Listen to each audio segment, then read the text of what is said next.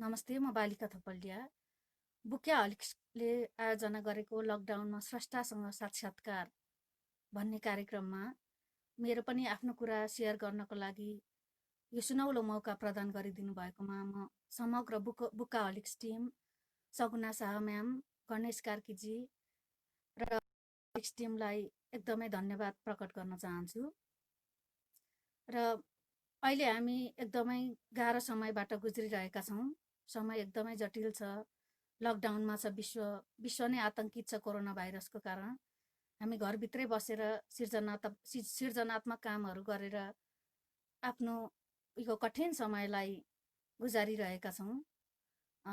र यो समयलाई सदुपयोग गर्नको लागि, यो कठिन समयलाई सदुपयोग गर्नको लागि स्रष्टाहरूले सृजनात्मक कार्य गरेर यो समयलाई एकदमै युजफुल बनाइरहनु भएको छ। फेसबुकमा सबै कुरामा म हेरेर अब अपडेट भइरहेको छु। र आज मेरो बारेमा, मेरो साहित्यिक यात्राको बारेमा केही कुरा राखिदिनु हुनको लागि, केही कुरा मैले भन्ने मौका प्रदान गरिदिनु भएकोमा म एकदमै धेरै खुसी छु। र हाल म इलाम जिल्लाको देउमाई नगरपालिकामा बस्दैछु। इलाम जिल्लाको देउमाई नगरपालिका। र मैले लेखन यात्राको कुरा गर्नु पर्दा चाहिँ म विगत 24 वर्षदेखि लेखिरहेको छु। सुरुमा मैले कविताबाट आफ्नो साहित्यिक यात्राको सुरुवात गरेको थिएँ। र मेरो पारिवारिक पृष्ठभूमि चाहिँ मेरो बुवा कवि हुनुहुन्थ्यो, टिचर पनि हुनुहुन्थ्यो। मैले जब आँखा खोलेँ मेरो घरमा लाइब्रेरी थियो। अनि मैले प्रथम पटक मेरो आँखा खोल्दा मैले पुस्तकहरू देखेँ र मेरो जीवनमा मलाई पुस्तकहरू एकदमै एउटा भनाइ नै छ, first impression is last impression. मैले किताब देखेँ, मलाई जिन्दगीभर किताब नै एकदमै महत्त्वपूर्ण लाग्नेछ जीवनभरको लागि। र 2052 सालदेखि मैले कविता लेख्न सुरु गरेको थिएँ। त्यसको लागि एउटा घटना घटेको थियो मेरो जीवनमा। मेरो बुवाले चाहिँ मेरो दाइ दिदी सँगै पढिरहेको बेला हामीलाई होमवर्क गराइरहनु भएको बेला, ल तिमीहरू कविता लेख, कसले राम्रो गर्छ म पुरस्कार दिन्छु भन्नुभयो। अनि मेरो देश नेपाल शीर्षकमा मैले कविता लेखेँ। त्यति बेला म 10 वर्षको थिएँ। अनि त्यो कविता लेखेँ, बुवाले मन पराउनु भयो, दाइ दिदीले पनि लेखेँ। र त्यसपछि मलाई चाहिँ एट्याचमेन्ट भयो, आकर्षण भयो। त्यसपछि म कविता लेखिरहेँ। डायरीमा लेख्ने, राम्रो अक्षर पारेर लेख्ने, बुवालाई देखाउने, टिचरहरूलाई देखाउने, साथीभाइलाई देखाउने। त्यसपछि प्रोग्रामहरूमा भाग लिने।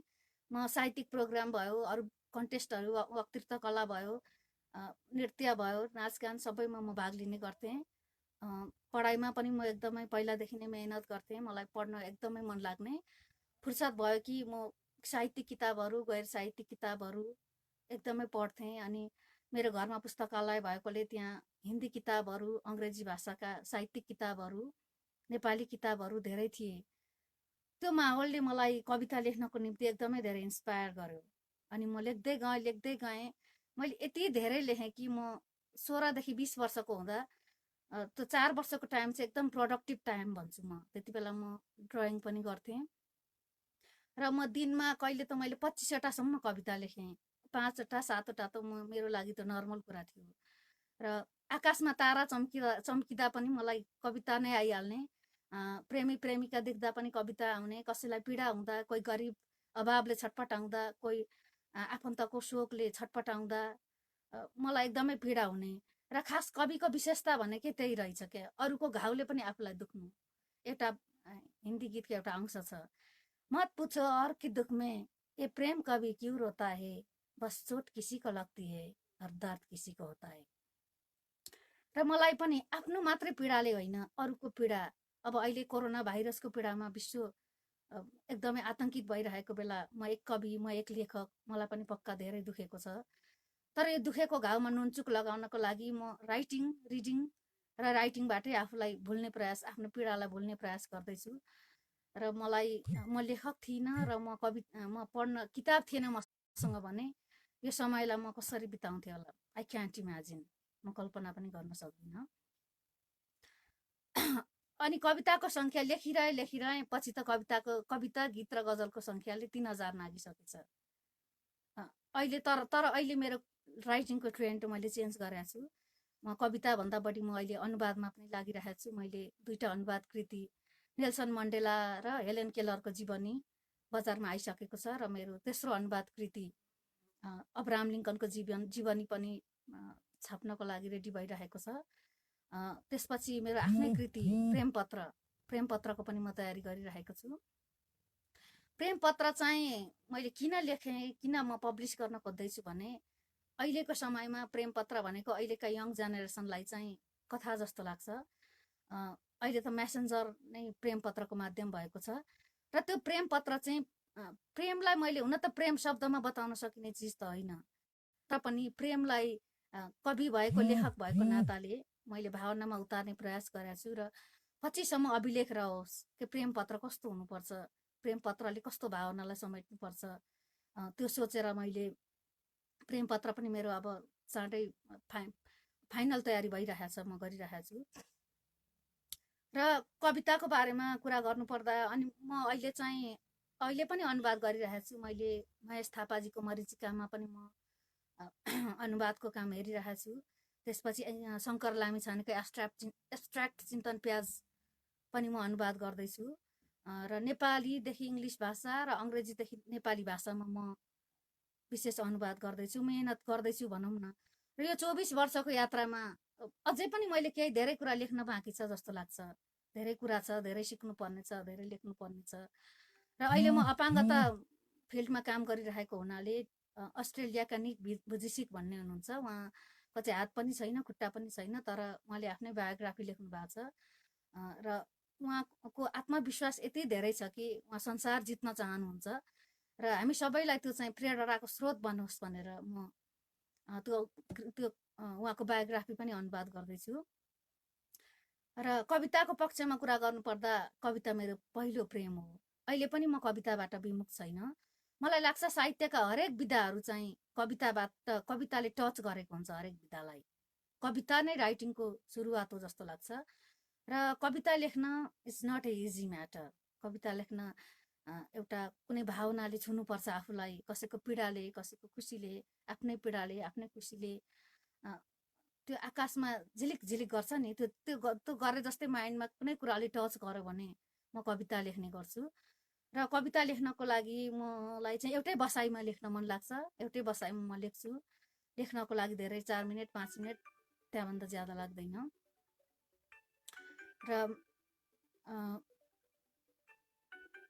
मलाई कविताको सन्दर्भमा एउटा भनाइ याद आउँछ वर्ड्सवर्थको, poetry is the spontaneous overflow of powerful feeling recollected in tranquillity. वास्तवमै हो, एकान्तको साथी हो कविता। मलाई पनि त्यस्तै लाग्छ। मलाई लेख्ने प्रेरणा दिने कुराहरू चाहिँ अब कसैको पीडा, कुनै विषयले छोयो भने लेख्न मन लाग्छ मलाई। अहिले अब म समालोचना विधामा पनि कलम चलाइरहेको छु। किताबको समीक्षा गर्नेदेखि लिएर फिचर लेख्नेदेखि लिएर समसामयिक इस्युमा आर्टिकल लेख्नेदेखि लिएर त्यस्तो कुराहरूमा म काम गरिरहेको छु। र गजल पनि मलाई घरिघरि लेख्न मन लाग्छ, गजल पनि कहिलेकाहीँ लेख्छु। एउटा गजलबाट म तपाईँहरूलाई एउटा गजल सुनाउन चाहन्छु अहिले।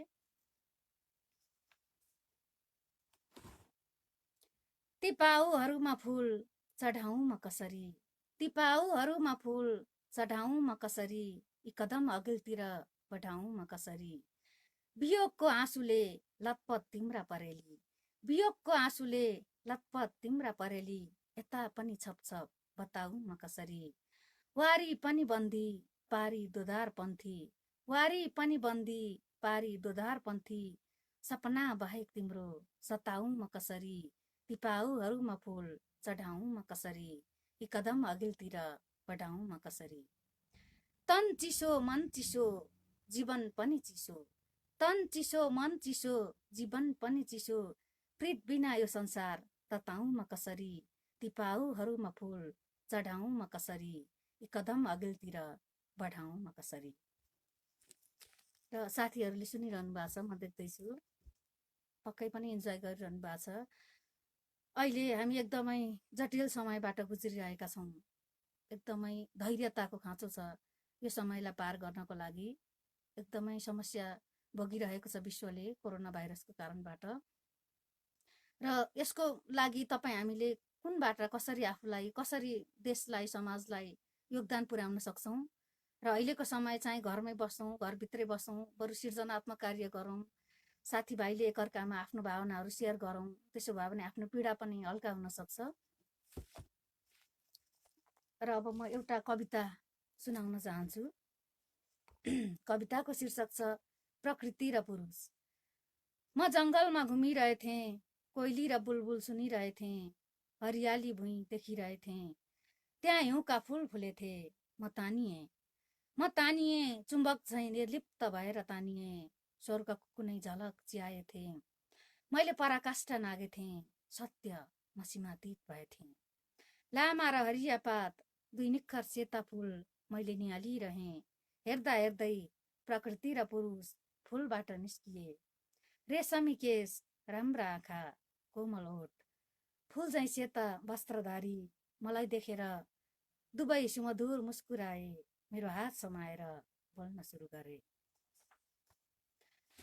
हामी अमर प्रेमी हौ के तिमी प्रेममा छेउ म झस्किएर बोले हो म पनि प्रेममा छु र प्रेमको समुद्रमा यति धेरै डुबिसके कि यो डुबानबाट यो गहिराईबाट मलाई मृत्युले पनि मुक्ति दिन सक्दैन दुवैजना उत्सुक भए र एकै स्वरमा सोधे तिम्रो प्रेमी को हो र कहाँ छ म सकसकाउँछु र भन्छु कविता हो मेरो आत्मामा छ आँसु र चोट अनि ब्रह्मानन्द हो म यसलाई माया गर्छु मेरो प्रेमको बारेमा सुनेर प्रकृति र पुरुष खुसीले पागल भएथे मलाई उपहार दिए सरी बत्ती गएको छ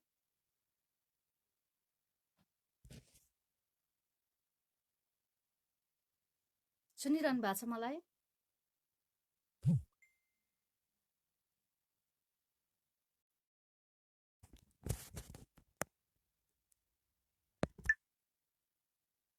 सुनिरहनु भएको छ ओके ल सुनिरहेको छु भन्नुभएको छ रश्मि रिमाल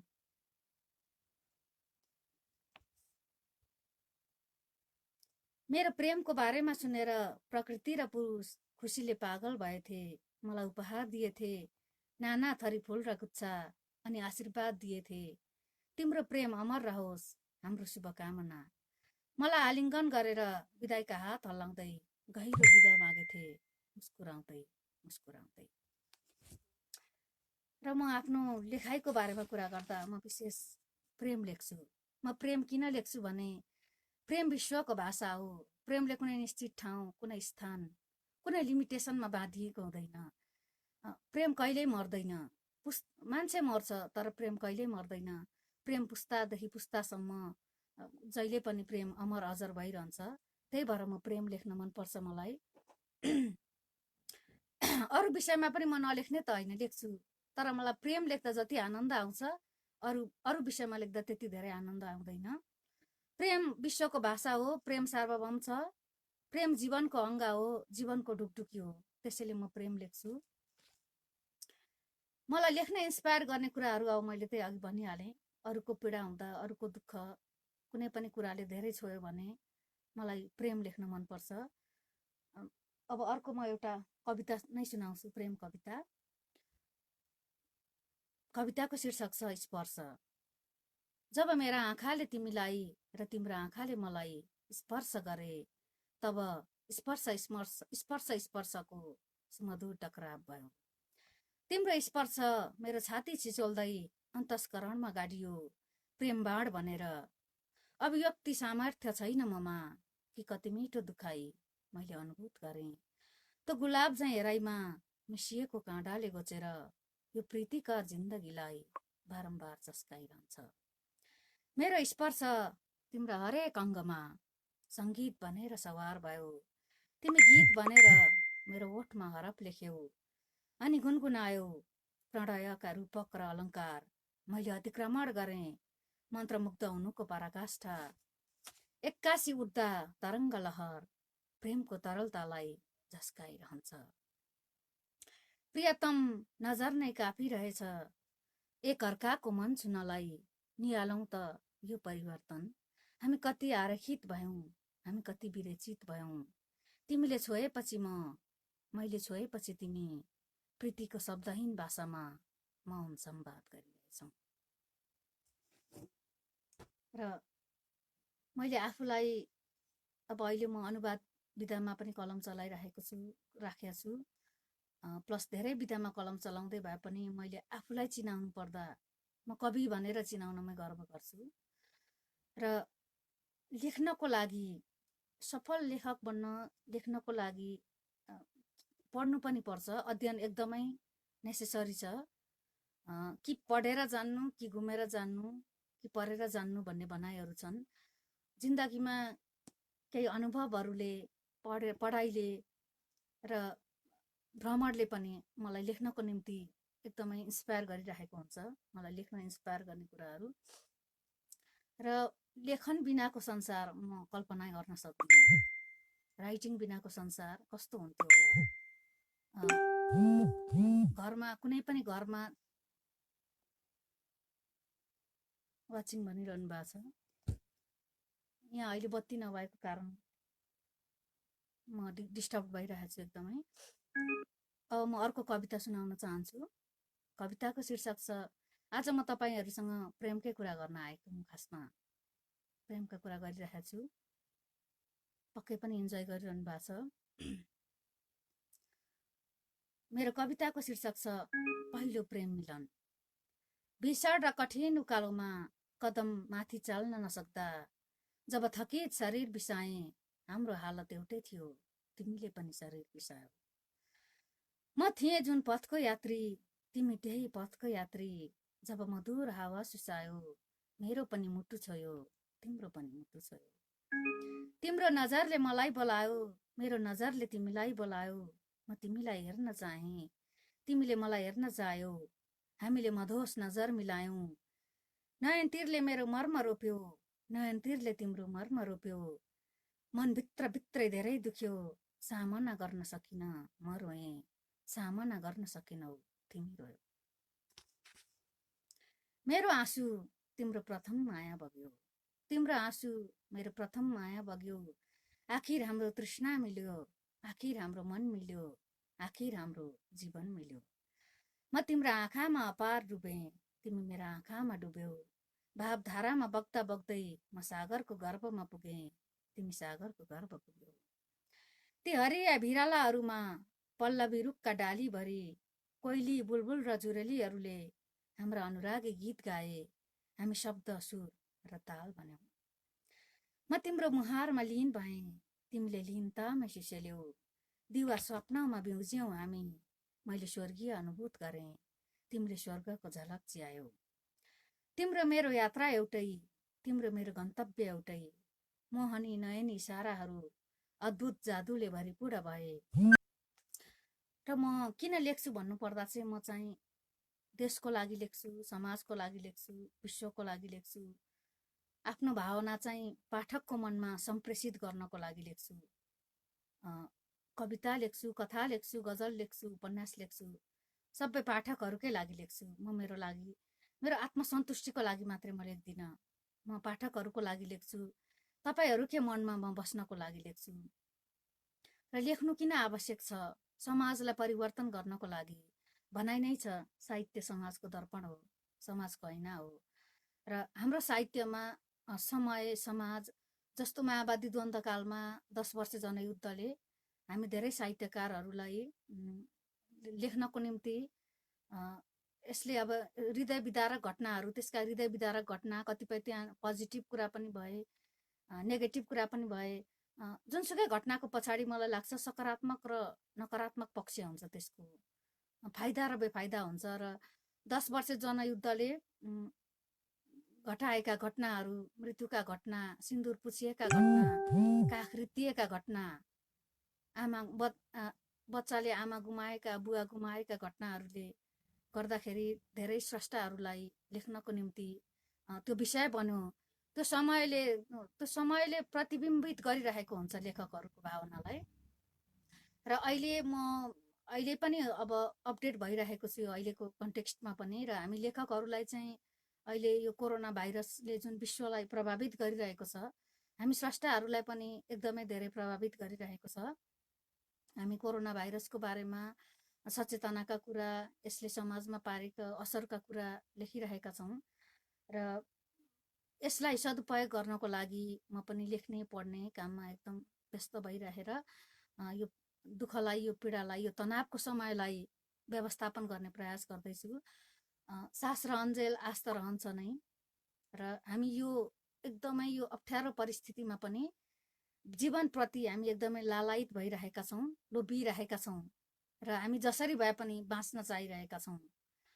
यो पीडाको छेडबाट हामी कसरी मुक्ति पाउन सक्छौँ त्यो बारेमा सोचिरहेका छौँ र यो यो यो समयलाई पनि सदुपयोग गर्नको लागि मैले पनि अब सास र अन्जेल आस भने चाहिँ यो अप्ठ्यारो परिस्थितिमा पनि विभिन्न सिर्जनाको माध्यमबाट आफूलाई अभिव्यक्त गर्ने प्रयास गरिरहेकी छु र यही सिलसिलामा म अर्को कविता हजुरहरूमाझ राख्न चाहन्छु।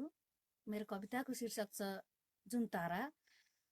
यो जुन तारा चाहिँ अब मान्छे जुन ताराको चाहिँ महत्त्व चाहिँ फरक हुँदो रहेछ भन्ने कुरालाई मैले कवितामा प्रस्तुत गर्ने प्रयास गरेकी छु। कविताको शीर्षक छ जुन तारा।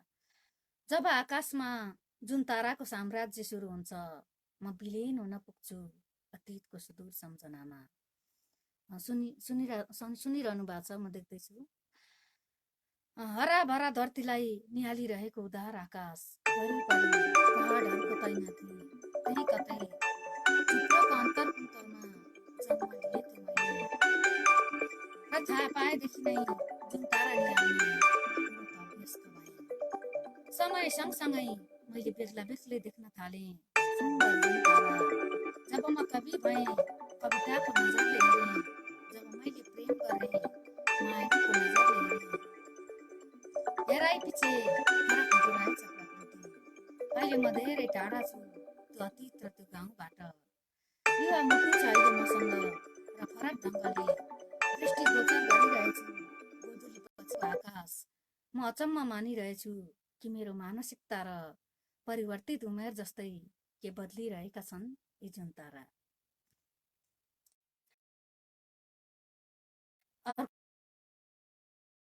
भन्ने शीर्षकबाटै आज तपाईहरूलाई मनोरञ्जन दिलाउँदैछु। कविताको शीर्षक छ कविता यस्तो होस्।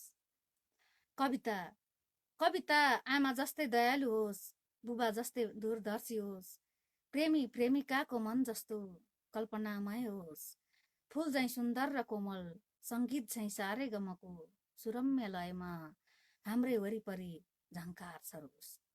बर पिपल झैँ शीतल छाया दिएर बर पिपल झैँ शीतल छाया दिएर जीवनमा आनन्द भरोस्। आकाश चाहिँ फराकिलो भएर जुन तारा घाम पानी र बादलमा लुकामारी खेल्दै फैलियोस्। धरती चाहिँ उर्वरशील र सहनशील बनोस्। समुद्र नदी अनि खोल्सामा जीवनदायी पानी बनेर बगोस्।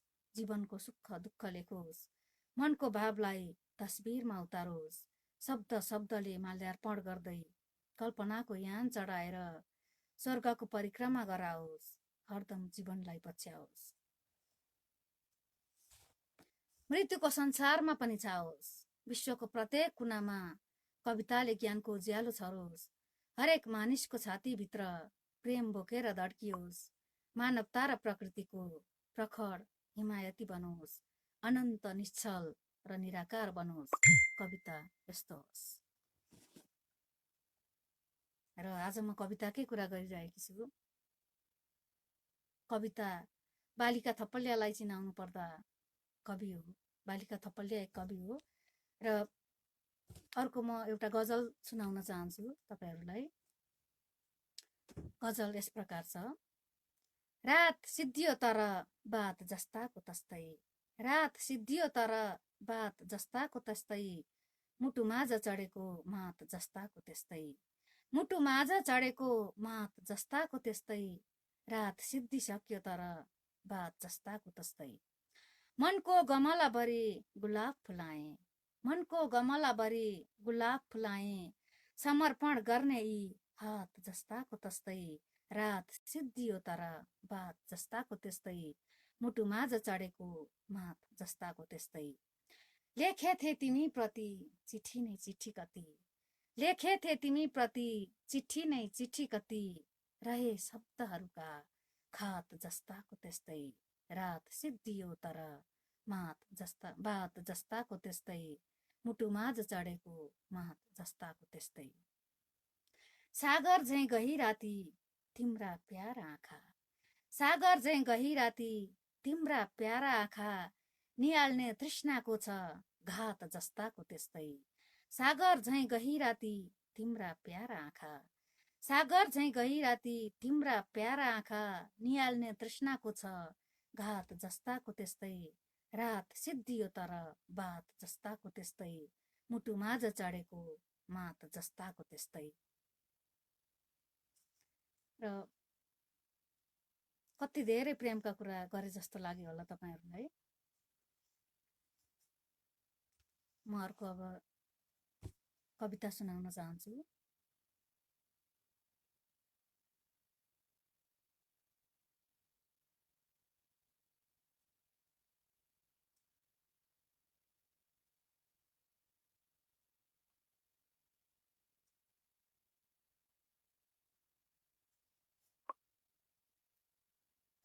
एउटा अलिकति भावुक टाइपको कविता छ।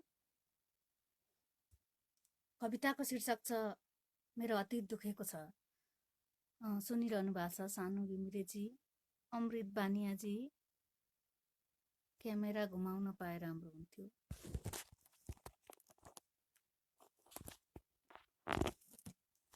ठिक छ अहिले?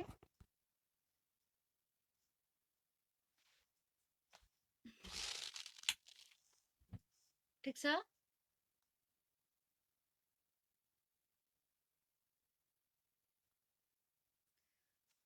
कविताको शीर्षक छ मेरो अतीत दुखेको छ। अट्टहास प्रतिध्वनित गराएर चोट पिर्सिने प्रयास गर्दैछु, पागल नबनिदेऊ है मेरो अतीत दुखेको छ। अट्टहास प्रतिध्वनित गराएर चोट बिर्सने प्रयास गर्दैछु, पागल नबनिदेऊ है मेरो अतीत दुखेको छ। आँचलभरि आँसु खन्याएर ज्वाला मेट्ने प्रयास गर्दैछु, आँचलभरि आँसु खन्याएर ज्वाला मेट्ने प्रयास गर्दैछु, अन्यथा नसोचिदेऊ है मेरो छाती सुकेको छ। असन्तुष्ट क्रन्दन फैलाएर सहानुभूतिको भिख माग्दैछु, असन्तुष्ट क्रन्दन फैलाएर सहानुभूतिको भिख माग्दैछु, भिखारी नठानिदेऊ है मेरो भावना टुटेको छ। टुक्रिएका चोइटा बटुलेर, टुक्रिएका चोइटा बटुलेर निश्चित आकार दिन खोज्दैछु, जङ्गली नबनिदेऊ है मेरो प्रीत गडा फुटेको छ। जीवनको इतिहास पल्टाएर दारुण आनन्द लिन चाहदैछु, जीवनको इतिहास पल्टाएर दारुण आनन्द लिन चाहदैछु, इशारा नगरिदेऊ है मेरो आशा दर्पण टुटेको छ। अट्टहास प्रतिध्वनित गराएर चोट पिर्सने प्रयास गर्दैछु, पागल नबनिदेऊ है मेरो अतीत दुखेको छ। ठिक छ सानु घिमिरे, क्यामेरा पनि ठिक छ अहिले? अञ्जना वैद्य भन्दै हुनुहुन्छ प्रेमको कविता मिठा हुन्छन् नि त।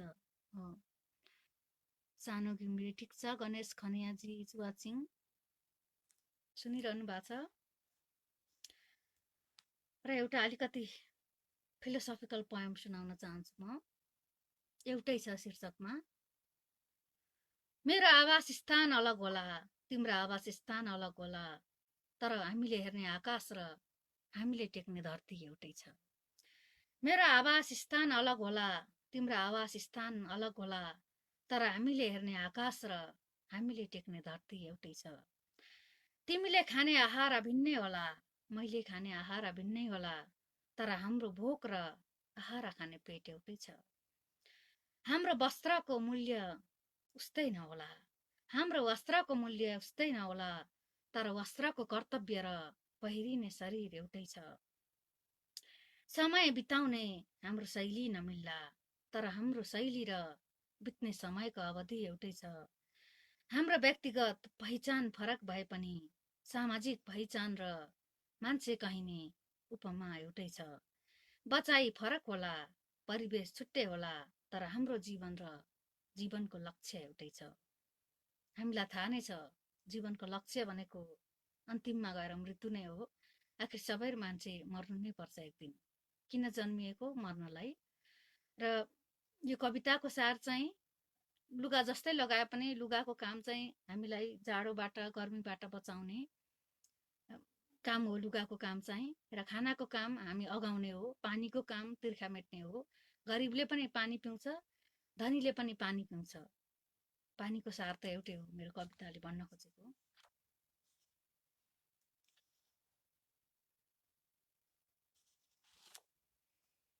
अहिले मैले धेरै कविताका कुरा गरेँ। म ढकाल साम्भाई जुवाचिङ, मिलन सङ्ग्रौलाई जुवाचिङ, सबैजनालाई धन्यवाद। अब मेरो आउने प्रेम पत्रको बारेमा म थोरै कुरा गर्न चाहन्छु। यसको चाहिँ मैले फाइनल तयारी गरिरहेको छु। यो चाहिँ अब लकडाउनको समय छ, अहिले म इबुकबाट भए पनि निकाल्ने प्रयास गर्नेछु र तपाईँहरूलाई सम्प्रेषित गर्ने प्रयास गर्नेछु। प्रेमको बारेमा एउटा अभिलेख रहोस्। प्रेम अहिले मेसेन्जरमा भएको प्रेम पत्रको एउटा कस्तो हुन्छ, प्रेम पत्रले बोक्ने भावना कस्तो हुनुपर्छ भनेर प्रेम कहिल्यै नमर्ने चिजलाई मैले प्रेम त लेखेर लेख्न सकिने कुरा त होइन, तर पनि मैले एक लेखकले प्रयास गरेको छु प्रेमलाई शब्दमा र भावनाको शब्द र भावनाको कम्बिनेसन गरेर प्रेमलाई प्रेम पत्र एज अ टेक्स्ट कृतिको रूपमा उतार्न खोजेको छु। तपाईँहरू सामु म चाँडै ल्याउने प्रयास गर्दैछु। र अब म अर्को कविता सुनाउन चाहन्छु। कविताको शीर्षक छ हृदयको बारी। अमृत बानिया भन्नुहुन्छ, कविता सुनाउँदै गर्दा कविता सिर्जना गर्दाको अनुभव, प्रसङ्ग पनि भन्नुभयो भने राम्रो, के कसरी। हृदयको बारी भन्ने कविता म सुनाउँदैछु। एकजना मेरो साथी हुनुहुन्छ, उहाँ लेखक नै हुनुहुन्छ उहाँ पनि। र म पनि अहिले गाउँमा आफू पनि अब फुल रोप्न मलाई एकदमै धेरै मनपर्छ। मेरो सोखमध्ये मलाई फुल रोप्न मनपर्छ।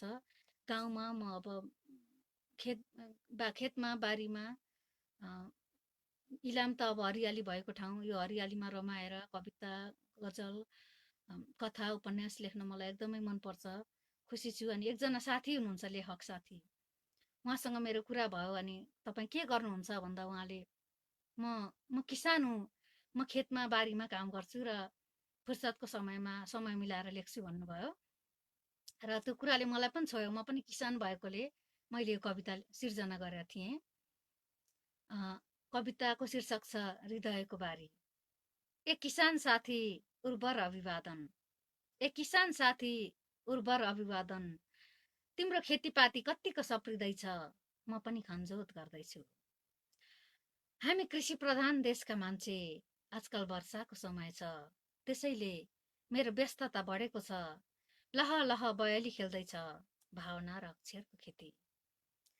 फुललाई शीतको मनलाई प्रीतको सिँचाइ गरेर म संवेदना उमार्दैछु। अंकुराउन चाहन्छु प्रत्येक मुटुको डुकटुकीमा, शब्दहरूको काटछाट गर्छु, पाठक हुन् मेरा फसल। सुन्दर बाली नाली स्याहार्न अहोरात्र खटिरहेछु, सम्झनाका थरी थरी बिरुवा जिन्दगीको धरतीमा टुसाउन तर्खर गरिरहेछन्, म मलजल गर्नमा तत्पर छु। बाँझो राख्न मन लाग्दैन हृदयको बारी, त्यसैले परिश्रम गर्छु, तृष्णा र करुणा रोप्छु। मानव प्रेमको औजारले सूक्ष्म गोडमेल गर्छु, मौलाउन दिन्न घृणाको झारपात। बाँचुन्जेलसम्म म बन्ध्याकरण गर्ने छैन यो अनुरागमय प्रजनन कार्यको। जन्माइरहनेछु प्रेमसँग सम्भोग गरेर रुमानी सन्तानहरू। साथी, म त तिम्रो नियास्रोले मर्माहत भइरहेछु, आफ्नो बारेमा खुलाएर चिठीमा लेख है। के फलाउँदैछौ तिमीले मस्तिष्क मन्थन गर्दै, दृश्यभित्रका अदृश्य आकारभित्रको निराकार, तिम्रो अंश बन्डामा परेको मलिलो खेतबारीमा।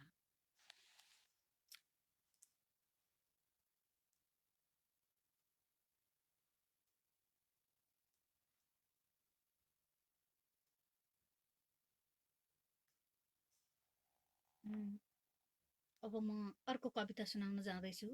कविताको शीर्षक छ केही तथ्य। यो चाहिँ अलिकति अब अलि छन्दमा लेख्ने प्रयास गरेको छु मैले। अब कस्तो हुन्छ, हजुरहरूलाई कस्तो लाग्छ? कविताको शीर्षक छ केही तथ्य। हर कुनामा जन्मिन्छ कविता, जसरी अविरल बग्दछ सरिता। उत्पत्ति हुनलाई चाहिन्छ स्रोत, प्यासी हुन्छ अनुरागको ओठ। दिनपछि अवश्य आउँछ रात। सुनिरहनु भएको छ मलाई?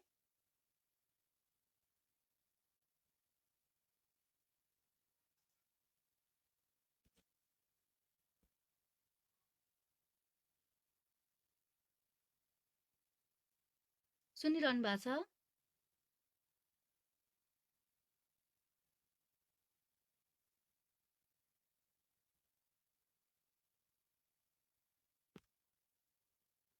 सुनिरहनु भएको छ? कृपया रेस्पोन्स दिनुहोला। ओके। कविता केही तथ्य। हर कुनामा जन्मिन्छ कविता। ओके ओके, बीच बीचमा अनुभवहरू पनि जोडिदिनु भयो हुन्थ्यो।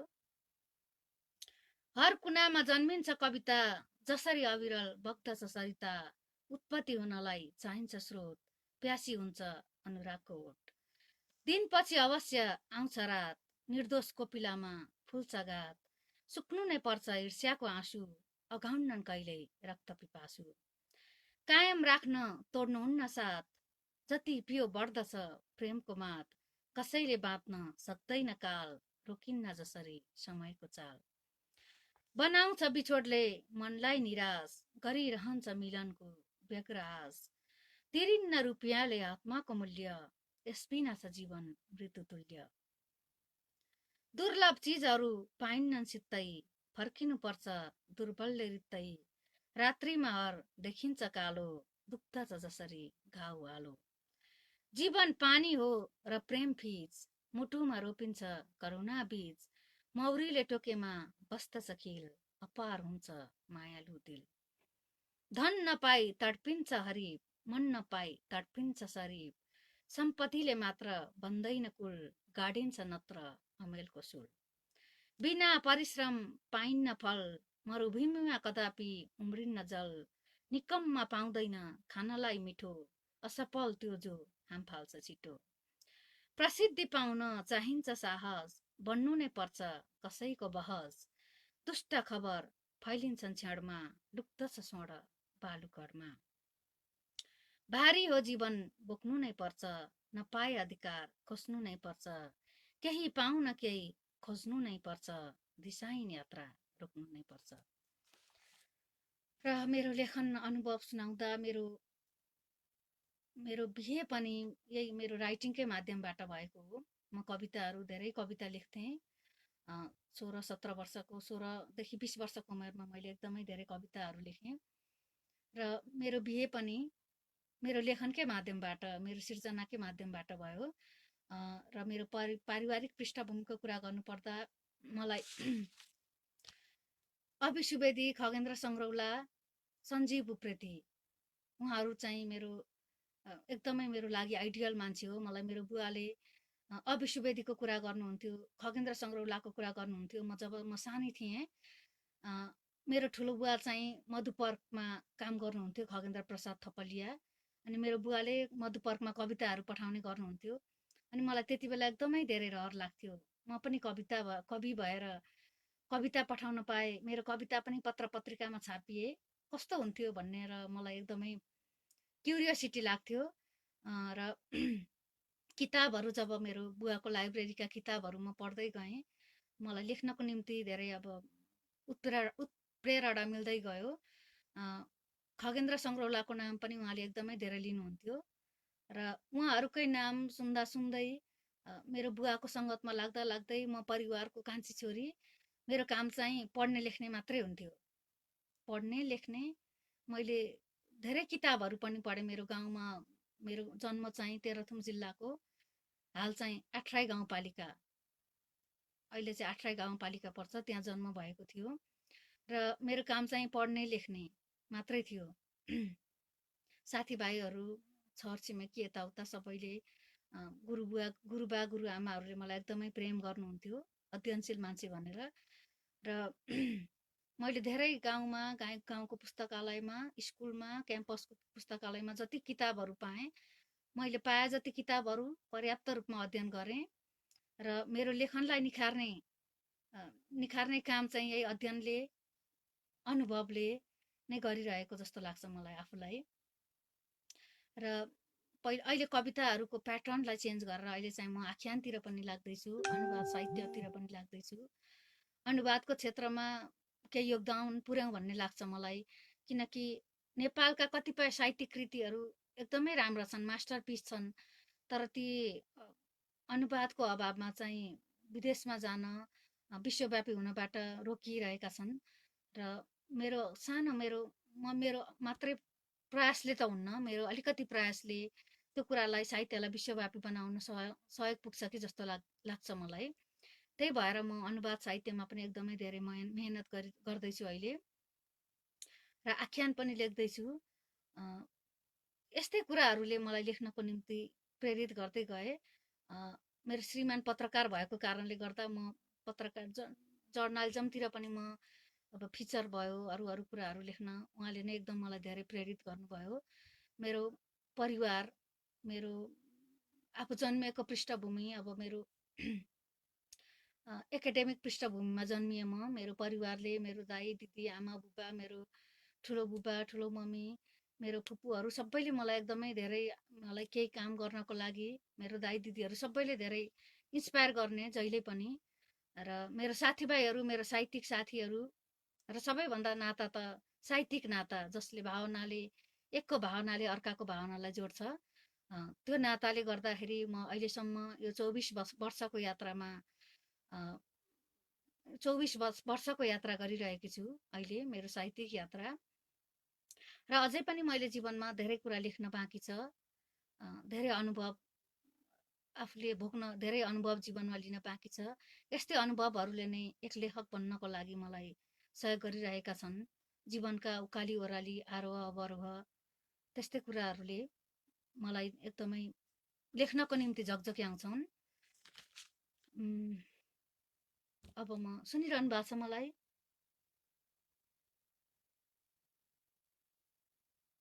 सुनिरहनु भएको छ?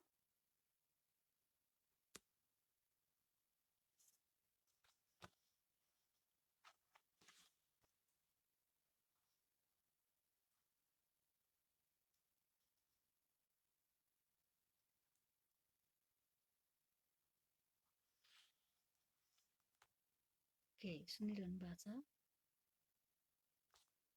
अब अर्को प्रेम कविता सुनाउँदैछु म, फलैचा शीर्षकको प्रेम कविता। गाउँघरतिर चाहिँ फलैचा हुन्छ, त्यहाँ चाहिँ मान्छेहरू, अब यात्रीहरू चाहिँ थाकेर बस्नको लागि त्यो फलैचा बनाइएको हुन्छ, काठको, बाँसको। अनि त्यहाँ छेउछेउमा कतै बरपिपल पनि रोपिएको हुन्छ।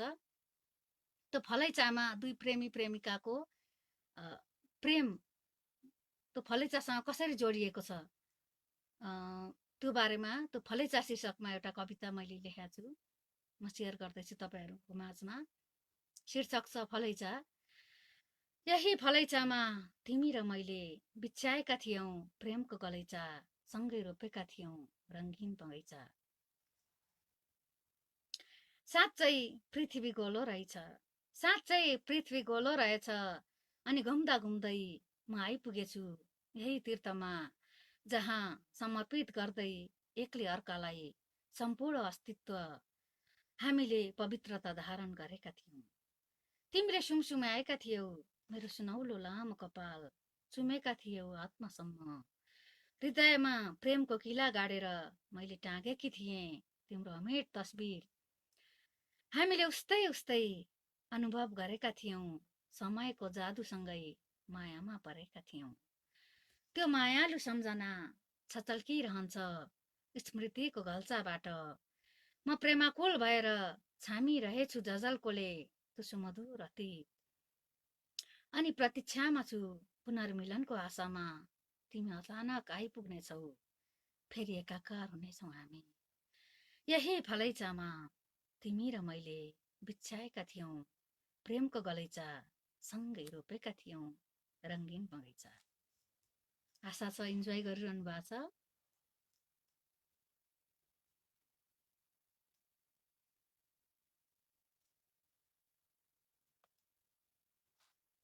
अर्को कविता, यो पनि प्रेम कविता नै छ। म प्रेम लेख्ने मान्छे भएकोले विशेष मेरो सिर्जनामा पनि प्रेम नै प्रेम छ। जङ्गली बाटो भन्ने कविता छ। मान्छेलाई मलाई लाग्छ प्रेम अकर्म फुल्ने फुल हो। प्रेम जहिले पनि अवरोधको माझमा नै बढेको हुन्छ। साँचो प्रेम जहिले नै दुखेको हुन्छ। साँचो प्रेममा जहिले पीडा हुन्छ। साँचो प्रेममा मिलनभन्दा ज्यादा बिछोड हुन्छ, वियोगको अनुभूति हुन्छ, मलाई त्यस्तो लाग्छ। जङ्गली बाटो भन्ने कविता छ। त्यो कविता चाहिँ एकदमै जटिल परिवेशमा चाहिँ एकदमै अप्ठ्यारो परिवेशमा प्रेमको फिलिङ हुन्छ भन्ने कुरालाई मैले प्रस्तुत गर्न खोज्दैछु। कविताको शीर्षक छ जङ्गली बाटो। मुटुसम्म पुग्ने बतास चलोस्, अथवा तन मन रुच्ने रुमानी बर्सात होस्। काँडाहरूले चुमुन शरीरका हरेक अङ्ग, मलाई त्यो समय प्रेमको आवाज होस्। बाटो होस् उबड खाबड, चुनौतीले भरिपूर्ण, चिप्लो उकालो भिरालो ओह्रालो, कतै सिलसिला नहोस्, पल प्रतिपलमा प्यासको उच्छवास होस्। नाना थरी वनस्पति जनावर चराचुरुङ्गी, कुवा झरना र छाँगासँग सुमधुर विश्वास होस्। प्रियवर, यस्तै जङ्गली बाटो हिँडेर आइपुगौँ म तिमी सामु। अवरोधमा बढेको प्रेमको अनुराग मन्दिरभित्र पवित्र बसोबास होस्। मुटुसम्म पुग्ने बतास चलोस्, अथवा तन मन रुच्ने रुमानी बर्सात होस्। काँडाहरूले चुमुन शरीरका हरेक अङ्ग, मलाई त्यो समय प्रेमको आवाज होस्।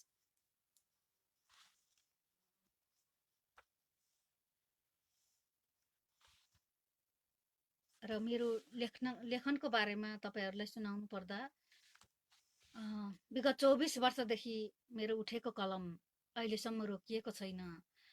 एउटा भनाइ छ अङ्ग्रेजीमा, slow and steady wins the race. होइन, म त्यति द्रुत गतिमा त छैन होला, तीव्र गतिमा त छैन होला। मेरो गति पक्का पनि हात्तीको जस्तै लम्किरहेको छ। तर म एक लेखक भएको नाताले अनवरत लेखिरहेकी नै छु। बाधा अडचन त छन् नै, तर ती बाधा अडचन पन्छाएर बाधा अडचन बिनाको जिन्दगी, सङ्घर्ष बिनाको जिन्दगी बाँच्न त्यति मजा पनि हुँदैन। बाधा अडचन छन्, तर पनि म ती सबै कुराहरूलाई पन्छाएर अहिले पनि म अब मेरो सासू ससुरालाई केयर गरेर बसिरहेको छु। उहाँहरू 80 वर्षको हाराहारीमा हुनुहुन्छ। पहिला पहिला मलाई अब उहाँहरूलाई बुझ्न गाह्रो भयो कि एकजना मेरो बुहारी लेखक छ भन्ने कुरा। तर अहिले उहाँहरूले बुझ्नु भएको छ बुहारी लेखक छ भन्ने कुरा।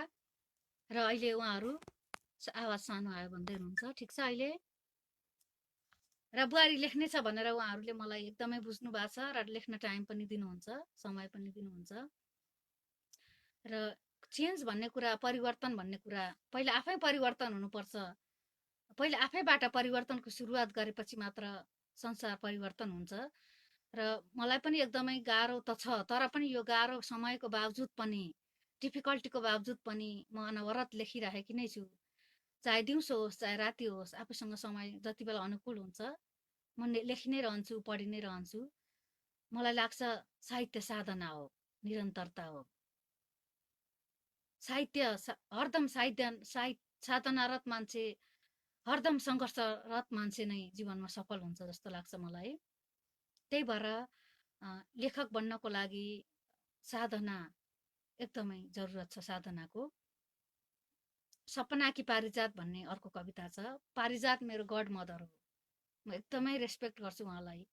मैले उहाँलाई भेट्न त सकिनँ, म 7-8 वर्षको हुँदा उहाँ बित्नु भएको। तर उहाँको बारेमा मैले जति पढेँ, जति सुने, उहाँको कृतिहरू जति पढे पनि, उहाँको धुपी सल्लाह र लाली गुराँसको फेदमा आत्मसंस्मरण जति पटक पढे पनि फेरि पढौँ जस्तो लाग्छ, फेरि नयाँ भए जस्तो लाग्छ। उहाँको शिरीषको फुल भर्खर पनि मैले अध्ययन गरेँ। फेरि मैले नयाँ पहिलो पटक पढे जस्तो लाग्यो, मलाई त्यस्तो फिल भयो। सायद एउटा राइटर हुनुको सफलता पनि यही हो क्या, जति बेलै एभरग्रिन भइरहने, जति बेलै नयाँ नयाँ पढे जस्तो लाग्ने, नयाँ नयाँ अनुभूति हुने, आफ्नै जीवनको अनुभव पाए जस्तो हुने र एक लेखक सफल हुनुको विशेषता पनि त्यही हो कि जसले पढ्दा पनि आफ्नै जीवनको अनुभूति पढे जस्तो लाग्ने, आफ्नै जीवनको अभिव्यक्ति जस्तो लाग्ने, त्यस्तो लाग्छ। सुनिरहनु भएको छ होला पक्का पनि। मेरो गड मदरको बारेमा म कविता सुनाउँदैछु, सपना कि पारिजात। सुनसान अनि मध्यरात्रि जुन बेला वायुको बेगमा बेस्कन सुइकिने पुष्पपत्रहरू पनि गहिरो निन्द्रामा सामेल हुन्छन्। सन्नाटा छाएको रात, झ्याउकुरीहरूले पनि आफ्नो उज्यालो निभाउँछन्। सबै प्राणीहरू लवजविहीन हुन्छन्।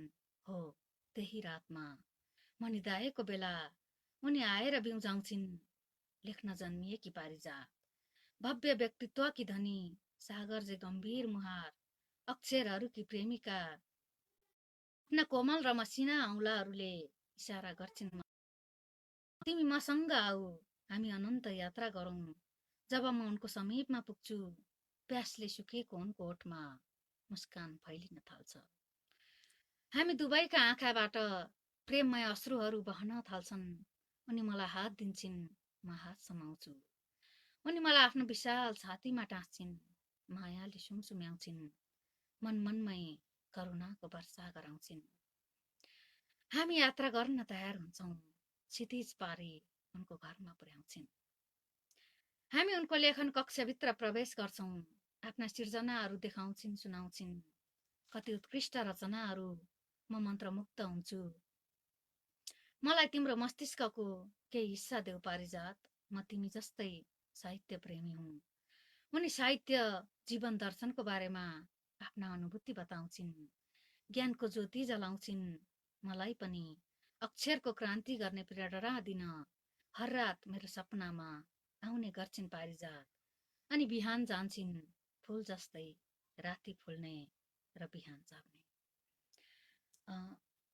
म जब कीर्तिपुरमा मास्टर्स गर्न गएँ, त्यति बेला म पारिजात बसेको ठाउँ मेपीमा गएँ। उहाँको बहिनी सुकन्यासँग फोनमा कुरा गरेँ र उहाँलाई भेट्नु अघि मैले त्यति बेला पनि एउटा कविता लेखेर सुकन्यालाई सुनाएँ पारिजातको बारेमा। उहाँले पारिजातले लेख्ने गरेको कोठा, उहाँले युज गरेका किताब, कपी, सबै कुराहरू देखाउनु भयो। म एकदमै नस्टाल्जिक भएँ। एकदमै मलाई पारिजातको नियास्रो लाग्यो। एकदमै म उहाँलाई एकदम रेस्पेक्ट गर्छु। पारिजात, देवकोटा, बुपी शेरचन, बालकृष्ण सम मलाई मनपर्ने लेखकहरू। अहिले पनि नयाँ नयाँ लेखकहरू हुनुहुन्छ, मलाई मनपर्छ उहाँहरूको लेखाइ, राइटिङ मनपर्छ। स्ट्रगल गरिरहनु भएको छ लेख्नको लागि।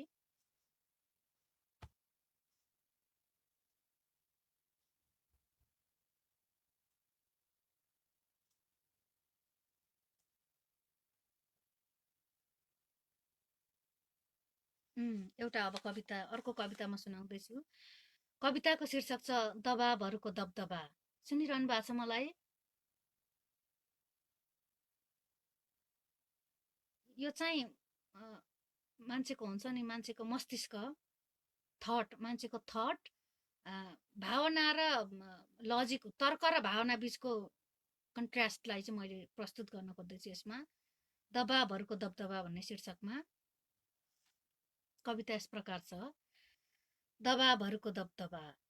मझधारमा छु म, दायाँ बायाँ दुई किल्ला। मझधारमा छु म, दायाँ बायाँ दुई किल्ला। एउटा यता तान्न खोज्छ, अर्को उता तान्न खोज्छ।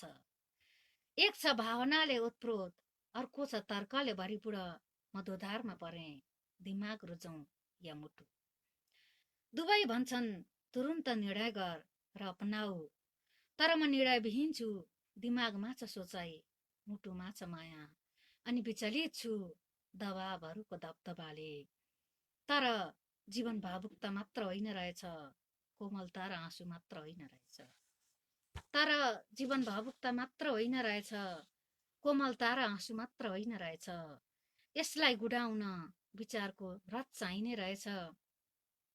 बल्ल बुझ्दैछु म वास्तविकताको परिभाषा, र म बाध्य छु भावुक किल्ला पन्साएर यथार्थको किल्ला समात्न। मझधारमा छु म, दायाँ बायाँ दुई किल्ला। एउटा यता तान्न खोज्छ, अर्को उता तान्न खोज्छ। एक छ भावनाले ओतप्रोत, अर्को छ तर्कले भरिपूर्ण। म दुधारमा परेँ, दिमाग रोजौँ या मुटु रोजौँ। पक्कै पनि इन्जोय गरिरहनु भएको छ।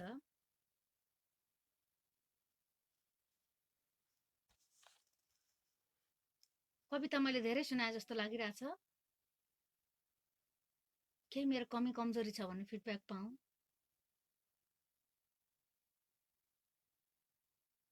आई होप इन्जोय गरिरहनु भयो होला।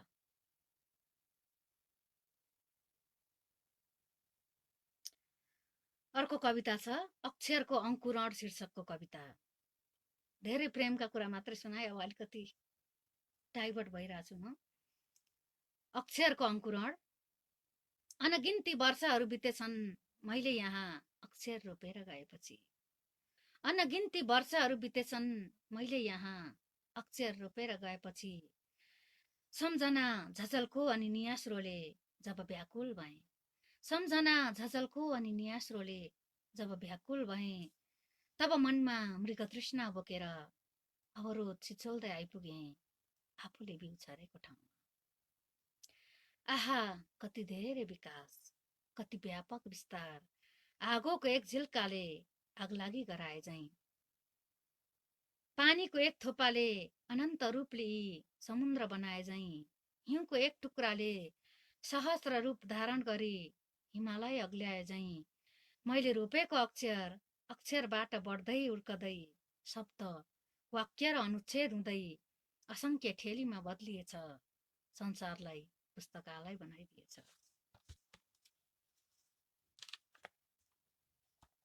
अक्षरले जन्माएको कविता अब कविता मात्र रहेन। अक्षरले जन्माएको कविता अब कविता मात्र रहेन, अवतार लिइसकेको छ। कथा, उपन्यास, निबन्ध, नाटक सबै अक्षर र कविताका रङ्गी बिरङ्गी सन्तानहरू हुन्। जब अक्षरको अंकुरण भयो तब भावनाको स्फुरण भयो। शब्दका खेलहरूको सुरुवात बन्यो वरदानको जादुगर। शब्दहरू रेडियोमा सुनिँदैछन्, टेलिभिजनमा पोखिँदैछन्, पत्र पत्रिकामा पढिँदैछन् अनि संसारभरि फैलिँदैछन्। प्रत्येक ओठ शब्दमुखी बन्दैछन्।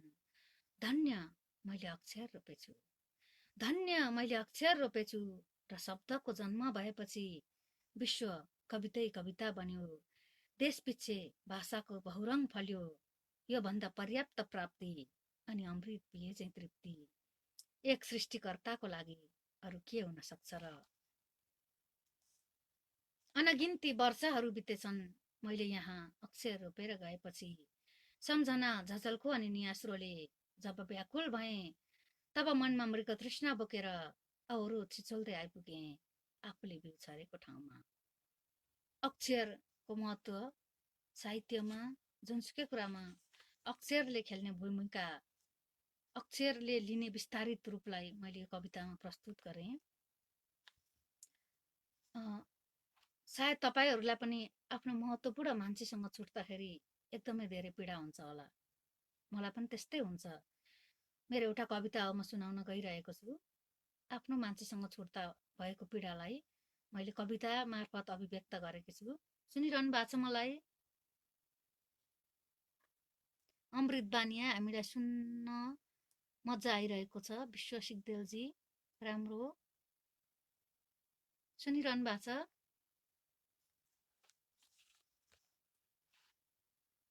तिमीले छोडेर गएपछि, तिमीले छोडेर गएपछि र समयले साथ नदिएपछि, तिमीले छोडेर गएपछि र समयले साथ नदिएपछि बिर्सिए उनीहरूले मलाई। बसन्तले फूल बिर्सिए जसरी, खोलाले पानी बिर्सिए जसरी, हिमालले हिउँ बिर्सिए जसरी, इन्द्रधनुषले रङ बिर्सिए जसरी, आमाले सन्तान बिर्सिए जसरी, तिनीहरू बिना म एक्लै बाँच्ने प्रयत्न गर्दैछु। तिमी सँगसँगै मलाई पनि माया मारे निष्ठुरीहरू। वर्षाउन व्यवस्थाका बाणहरू मलाई मनलाई बाणशाला बनाइदिन सक्छु। वर्षाउन व्यवस्थाका बाणहरू मलाई मनलाई बाणशाला बनाइदिन सक्छु। मलाई आफ्नो सम्झुन् नसम्झुन् कुनै मतलब छैन। एक्लै उभिन सक्छु यो धरतीमा, स्वीकार्न सक्छु चुनौतीका आधारशिला। तर मलाई बाँच्न एक सहारा चाहिन्छ प्रिय, तिम्रो सम्झनाको सुमधुर धुन जुन मेरो मनको बाजामा हरदम झङ्कृत भइरहन्छ। तर मलाई बाँच्न एक सहारा चाहिन्छ प्रिय, तिम्रो सम्झनाको सुमधुर धुन जुन मेरो मनको बाजामा हरदम झङ्कृत भइरहन्छ। तिमीले छोडेर गएपछि समयले साथ नदिएपछि बिर्सिए उनीहरूले मलाई, बसन्तले फूल बिर्सिए जसरी, हिमालले हिउँ बिर्सिए जसरी, इन्द्रधनुषले रङ बिर्सिए जसरी, आमाले सन्तान बिर्सिए जसरी। तिनीहरू बिना म एक्लै बाँच्ने प्रयत्न गर्दैछु, तिमी सँगसँगै मलाई पनि माया मारे ती निष्ठुरीहरूले। सुनिरहनु भएको छ? आवाज एकदमै कम छ भन्नुभएको छ, आवाज एकदमै कम छ। सुनिरहनु भएको छ मलाई?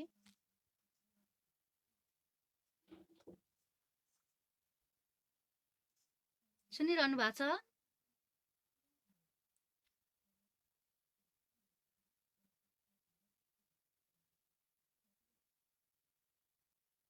सुन्दै हुनुहुन्छ अहिले?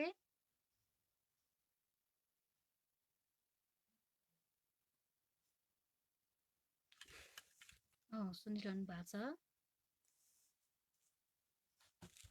लेखनको बारेमा कुरा गर्नुपर्दा एउटा यो साहित्यिक साधना हो। तपाईँ हामी सर्जकहरू सबै साधनामै व्यस्त रहिरहेका छौँ, साधना नै गरिरहेका छौँ। हामी जीवन लेख्दैछौँ, हामी जगत लेख्दैछौँ, हामी प्रेम लेख्दैछौँ, हामी आस्था लेख्दैछौँ, हामी करुणा लेख्दैछौँ, हामी क्रान्ति र शान्ति लेख्दैछौँ।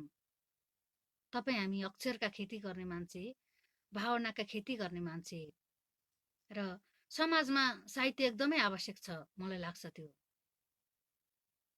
समाज, पहिलाको समाज जस्तो हामीले पुरानो साहित्य, पहिलाको समयको साहित्य पढ्दा त्यति बेलाको समाज, त्यति बेलाको मान्छेहरूको मानसिकता, त्यति बेलाको संस्कार प्रतिबिम्बित भएको हुन्थ्यो। र अहिलेको समयमा, अहिले डिजिटलाइज्ड समय छ, अहिले पनि हामी त्यही अनुसारको कविता लेखिरहेका छौँ, कथा लेखिरहेका छौँ समय अनुसार। र समय सँगसँगै चल्नु हामी स्रष्टाहरूको एउटा भर्सटालिटी हो जस्तो लाग्छ मलाई। विविधता, राइटिङमा विविधता हुनै पर्छ। जस्तो एकै किसिमको राइटिङ भयो भने मोनोटोनस हुन्छ जस्तो लाग्छ मलाई पनि। र म तपाईँहरूमा के प्रण गर्न चाहन्छु भने, एक स्रष्टाको नाताले म बाँचुन्जेलसम्म पाठकको लागि, देशको लागि, समाजको लागि, विश्वको लागि आफ्नो भावना, मान्छेको भावना, प्रकृतिको भावना, सबै कुराको भावनालाई प्रतिबिम्बित गर्ने प्रयास गरिरहनेछु।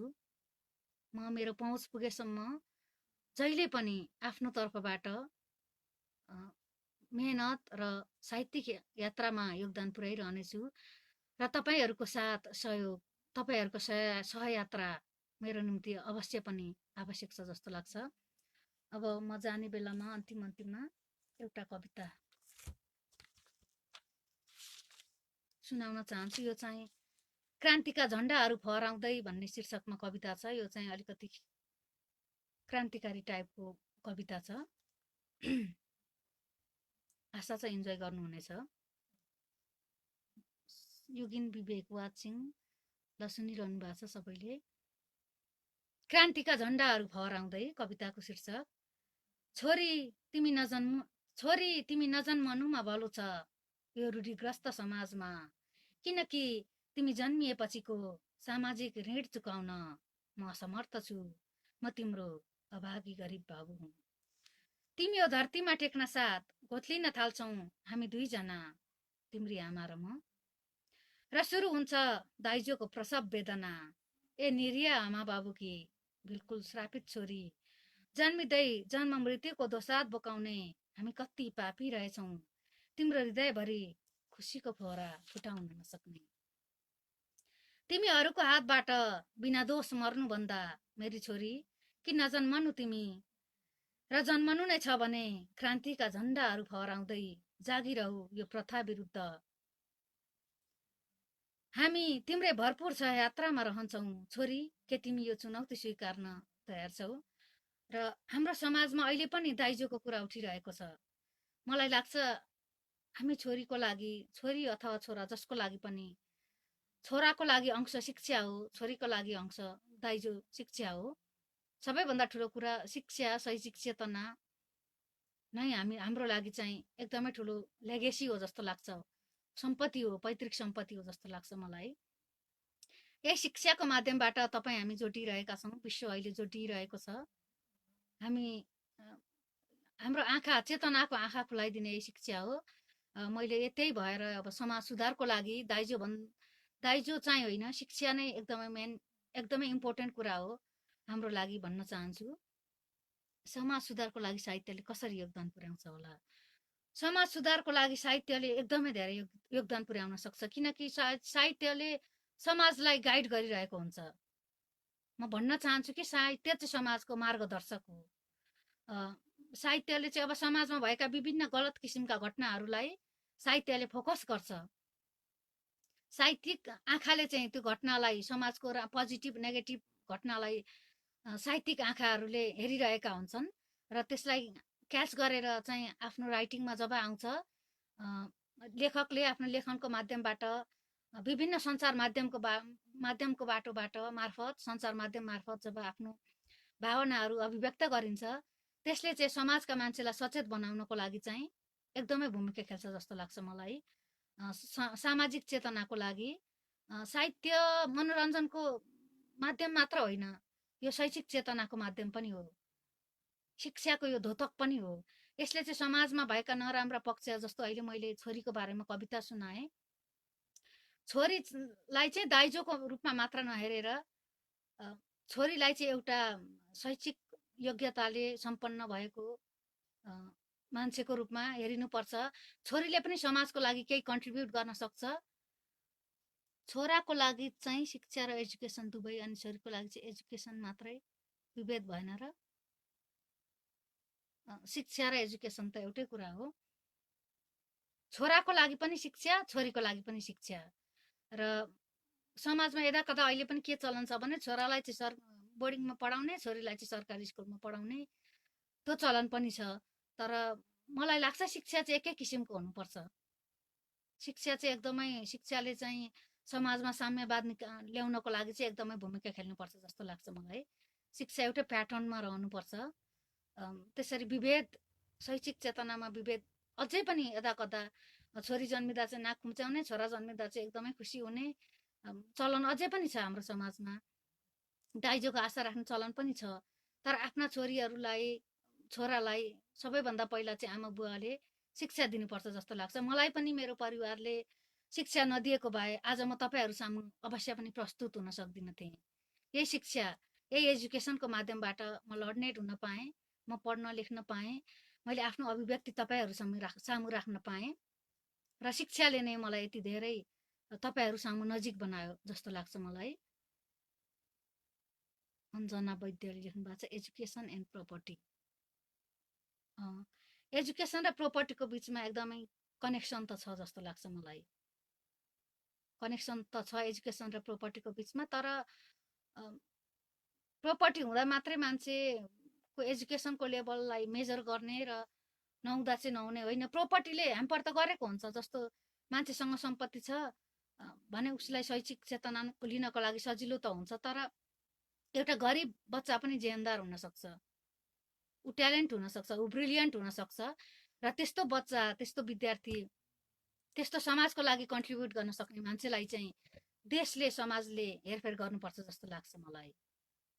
र एजुकेसन पनि अब बोर्डिङ स्कुल, यता के अरे स्कुल, सरकारी स्कुलमा मेजरमेन्ट, त्यसको मापदण्डमा राख्नुभन्दा एकै किसिमको एजुकेसन कि छोराले पनि छोरीले पनि लिन पाइयोस् भन्ने मेरो चाहिँ सोचाइ छ। सनको लागि मात्रै होइन, डटरको लागि पनि प्रपर्टी इज नेसेसरी। तर डटरको लागि पनि प्रपर्टी त एकदमै चाहिन्छ। र आफ्नो छोराको लागि, छोरीको लागि प्रपर्टी त दिनुपर्छ, तर त्यो प्रपर्टी चाहिँ अब एज अ दाइजो नहोस् भन्ने लाग्छ कि मलाई। दाइजोले त एकदमै झगडा निम्ति आएको हुन्छ नि त। अब एक छोरीलाई चाहिँ अब बिहे गरेर जाँदा चाहिँ दाइजोको भरमा मात्रै अब उसको फ्यामिलीसँग तुलना गर्ने नराम्रो भन्ने, उसलाई दाइजो यति ल्याइस्, दाइजो थोरै ल्याइस्, राम्रो छैन तेरो फ्यामिली, यताउता भन्ने त्यो कन्सेप्ट अझै पनि हाम्रो सोसाइटीमा छ। त्यो एकदमै नराम्रो लाग्छ मेरो विचारमा। छोराछोरीको लागि समान शिक्षा प्लस प्रोपर्टी हुनुपर्छ भन्ने लाग्छ मलाई पनि एकदमै।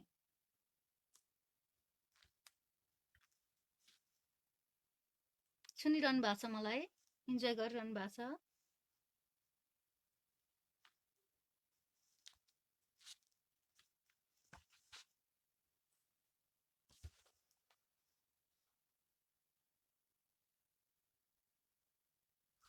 धेरै प्रेमका कविता सुनाएँ, म अब अर्को कविता सुनाउन जाँदैछु मानवताको बारेमा। धन्यवाद हजुरको सेयरिङको लागि भन्नुभएको छ अञ्जना वैद्यजीले। मानवताको बारेमा एउटा कविता। मानवता कहाँ छ? न म दुख्दा तिमीमा सहानुभूति, न तिमी दुख्दा ममा सहानुभूति। हामी केवल आफ्नो स्वार्थका लागि बाँच्छौँ र आफ्नै घाउमा दुख्छौँ। आँखा भएर पनि दृष्टिबिन, कान भएर पनि बहिरा, मन भएर पनि निर्मम, फगत छ तहमा हाम्रो बाहिरी घाउ दुख्दा। ठान्छौँ संसारमा आफूभन्दा पीडित अरू कोही पनि छैन। संसारमा आफ्नो जति कसैको अस्तित्व छैन। चिच्याउँछौँ शिक्षामा आधुनिकता, तर के शिक्षा आडम्बर मात्र हो? शिक्षा मानवता होइन र? कुनै भिखारीको क्रन्दन दबाउन छातीमा कुल्चेर हिँड्नु, आँसुमा आँसु थप्नु, अरू रुँदा हामी हाँस्नु। त्रासले उफ्रन्छ ढुकढुकी, तर छाम्नेहरूको अभाव हुन्छ। माया खोज्दछ जिन्दगी, तर दिनेहरूको अभाव हुन्छ। आफू मात्र बाँच्नु निरर्थक छ, सबैको सासमा अर्थ छ। यदि सेवा गर्न नसके मानवता कहाँ छ? र अहिलेको समयमा मलाई यो कविता सान्दर्भिक छ जस्तो लाग्छ, किनकि अहिले अब कोरोनाको महामारीसँगै हाम्रो समाजमा सँगसँगै भोकमरीले पनि स्थान लिइरहेको छ। र हामीले कति पहुँच पुग्छ, हामीले कतिसम्म सक्छौँ, हामीले कुन माध्यमबाट सक्छौँ? एउटा गीत छ, हातमा कलम हुनेहरू कलम लिएर उठ, आवाज हुनेहरू आवाज लिएर उठ। त्यस्तै समय आएको छ अहिले। हामी एकजुट भएर यो महामारीलाई कसरी सामना गर्ने, यसबाट कसरी हामी पास आउट हुने, र हाम्रो कसरी पहुँच पुग्छ, हामीले कसरी सहयोग गर्न सक्छौँ, कुन माध्यमबाट सहज गर्न हामीले सक्छौँ, कसरी हामीले सरकारलाई अवेर गराउन सक्छौँ। हामी लेखकहरूले हाम्रा बुलन्द आवाजहरू, हाम्रो अक्षर मार्फत, हाम्रो भावना मार्फत, हाम्रा बुलन्द आवाज लिएर हामी यो समयलाई, यो आपतकालीन यो अप्ठ्यारो समयलाई सहज बनाउनको लागि कसरी भूमिका खेल्न सक्छौँ? हाम्रो पहुँच पुग्दो एकदमै काम गरौँ, योगदान गरौँ। हामी लेखक हौँ, हामी समाजका एकदमै महत्त्वपूर्ण मान्छे हौँ।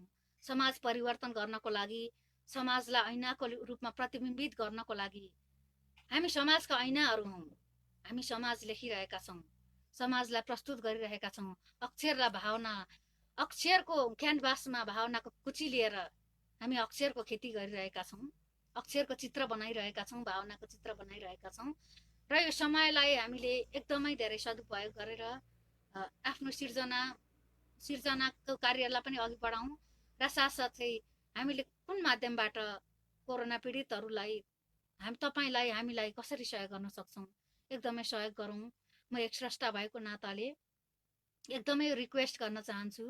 र मैले तपाईँहरूलाई त्यति धेरै इन्जोय गराउन सकिनँ होला, केही अब बिचमा अलिकति प्राविधिक कठिनाइ भयो, यताउता म नर्भस पनि भएँ होला। त्यसको लागि सम्पूर्ण मेरो कमी कमजोरीको लागि म एकदमै क्षमा प्रार्थी छु। र एकदमै म यो बुकाहोलिक्स टिम, जसले मलाई, म प्राय मोफसलमा बसेको लेखकहरूलाई चाहिँ एकदमै कम मान्यता दिइन्छ, एकदमै के अरे सेन्ट्रलाइज गर्न, मार्जिनलाइज नै गरिन्छ। तर यो बुकाहोलिक्सले चाहिँ सगुना शाह म्याम, गणेश कार्की सर र समग्र बुकाहोलिक्स टिमले चाहिँ मलाई एकदमै आफ्नो भावना सेयर गर्नको लागि यो प्लेटफर्म दिनुभयो। त्यसको लागि म एकदमै धेरै ग्रेटफुल छु, एकदमै धेरै आभारी छु। र आगामी दिनहरूमा म आफ्ना कृतिहरूसहित तपाईँहरू सामु उपस्थित हुने बाचा गर्दछु। एकदमै एकदमै धेरै तपाईहरुसँग आफ्नो भावना शेयर गर्न पाएँ। म एकदमै धेरै आभारी छु, एकदमै धेरै खुसी छु। यतिमै म आज तपाईहरुबाट बिदा माग्न चाहन्छु। धन्यवाद।